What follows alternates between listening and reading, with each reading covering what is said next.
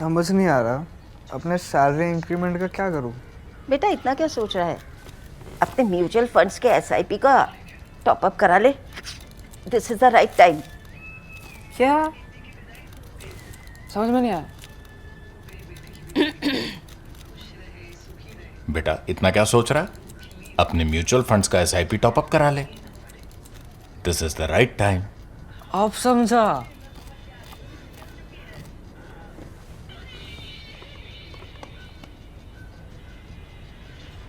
Mutual fund investments are subject to market risks. Read all scheme related documents carefully. The 135th episode of Prime Minister Narendra Modi's Mann Ki Baat on Sunday rambled from self-reliance to superstition, faith, austerity, etc., etc. It was predictable in the sense that it entirely skipped the burning issues agitating the minds of the people. Ram is the faith of Bharat. Ram is the foundation of Bharat. Ram is the thought of Bharat. Ram is the constitution of Bharat. That was Prime Minister Modi saying this at the consecration ceremony of Ram Lala idol in Ayodhya in January 2024. Theft of donations at the Ram temple must be hurting him as much as it pains crores of Hindus who must feel betrayed. No matter how much money is ultimately found to be misappropriated and who all are punished for this, the theft will leave a permanent scar on the Hindu psyche. They would be suspicious the next time someone comes asking for donation for the construction of a temple or any other religious purpose. PM Modi would know it better than anyone. He had been associated with the Ayodhya temple movement since before L.K. Advani's Rath Yatra, and he is credited with the construction of the temple in Ayodhya.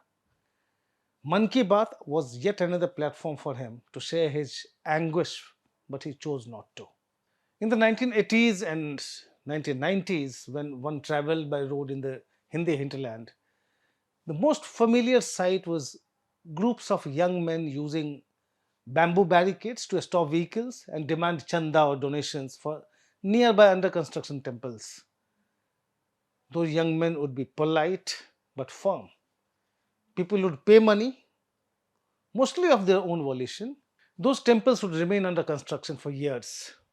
In March 1990, an India Today report titled Suspected Money Bungling Threatened to Split VHP covered the heated debate within the VHP and among the Sant fraternity in general about the money spent in transporting bricks. And I quote from the report here: the VHP had collected a staggering 8.29 crore rupees from devotees participating in the Ramshila Pujas. And when at the Allahabad Sant Sammelan held in late January, it claimed to have spent 1.63 crore of this sum on the pujas and the foundation stone laying ceremony at Ayodhya, many eyebrows were raised as the sum seemed astronomical. Unquote. The India Today quoted a Mahant saying, and I quote here: can you believe that so much can be spent on transporting bricks? On what did they spend so much? Unquote. That was India Today quoting a Mahant. What had happened at the Ayodhya Ram temple now is far more serious. It's not an allegation or suspicion of misuse of money, as was the case in 1990. In this case, theft of donation at the Ayodhya temple is established. 8 people have been arrested and over 80 lakh rupees recovered. It may be a tip of the iceberg given the scale of the operations. Those arrested are suspected to be small flies. If a thorough investigation is conducted, the trail may lead to big sharks. The VHP says it collected 3,300 crore rupees from 12.5 crore households. Think of over 60 crore people wondering who took away their hard-earned money that they gave for Lord Ram's temple. The government was not involved in the day-to-day functioning of the independent trust, but it can't look the other way when millions of Hindus seek accountability for what has happened on the trust's watch.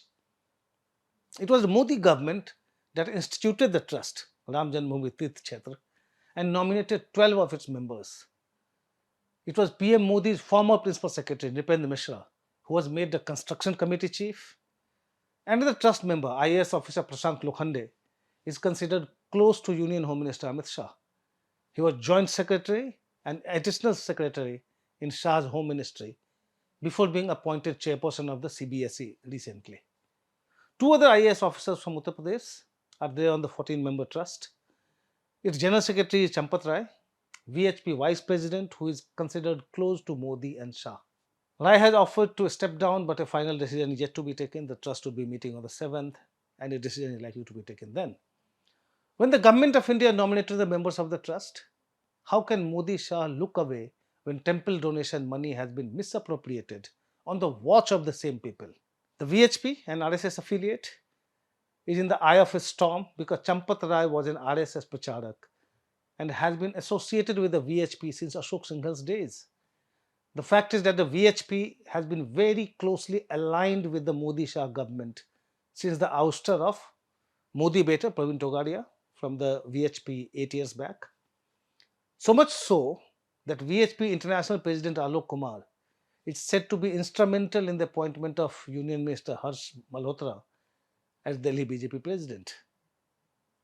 PM Modi is not known to speak on controversial issues, not in the immediate aftermath, at least. He kept silent all through the NEET UG paper leak scandal that affected lakhs of young students. He has not reacted to the huge controversy over Madhya Pradesh Chief Minister Mohan Yadav and his family allegedly acquiring huge tracts of land. PM Modi's silence on controversial issues is no surprise though, be it Manipur crisis, Delhi riots, Galwan clashes, or any other major incident that put his government in a tight spot. The immediate reaction is silence. He speaks up only after the government regains control over the narrative. Silence as a strategy worked for the Prime Minister during his first 2 terms. In the public eyes, he could do no wrong. He was beyond reproach or blemish. PM Modi can't carry on with the same strategy in his third term. The 2024 Lok Sabha polls showed that there might not be a dip in his popularity, but there is a limit to how much his persona and charisma can make up for lapses in governance. It would be a mistake to look at the BJP's victories in subsequent assembly elections as a verdict on PM Modi or his governance. Let's look at a few C voter snap surveys. In the survey on donation theft, 86% of respondents called it a serious issue. 2/3 of the respondents said there was an erosion of trust in the management of donations at their temple. And 49% believed there would be a fair investigation and truth would come out. 44% disagreed. In the C Voters previous survey on NEET UG paper leak controversy, 59% blamed the education minister and the National Testing Agency. A majority of respondents, 52%, did not trust the integrity of competitive and entrance examinations in India. When asked whether they trusted the education system and the government to be fair to millions of students, 51.7% said no trust at all. 22.7% said losing trust gradually. And 8.1% said trust with misgivings. To another question whether those who suffered due to NEET and CBSE examination issues would alter their voting preferences in future elections, 71.7% responded in affirmative. These are small samples and limited to just a couple of issues. They, however, suggest rising disillusionment and frustration with the state of affairs. After 12 years, PM Modi may still be popular as a leader, but his governance is under increasing public scrutiny. The ruling party is relying too much on the absence of an opposition or a leader in the opposition camp who can match PM Modi's mass appeal. But in 2004 too, there was no opposition leader who could match then Prime Minister Atal Bihari Vajpayee's public appeal.